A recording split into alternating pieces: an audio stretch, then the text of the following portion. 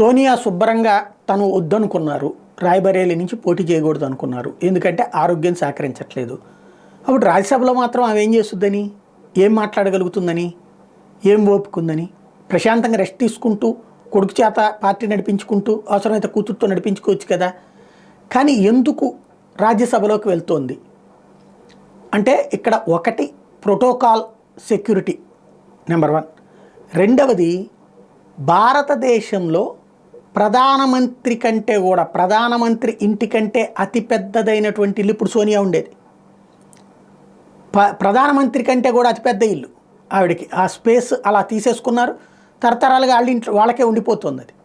ఇప్పుడు అది కొనసాగాలి అంటే ఖచ్చితంగా ఏం చేయాలి, లేదంటే ఇంతకుముందు రాహుల్ గాంధీకి మొన్న పదవి పోగానే ఏమైంది, ఇల్లు తీసేసుకోవాలా, ప్రియాంక గాంధీ వాద్రాకి అసలు నీకెందుకు ఉందని చెప్పేసి తీసేసుకోవాలా, రేపు సోనియా గాంధీ కూడా ఆ ఇల్లు ఖాళీ చేయాల్సి వస్తుంది.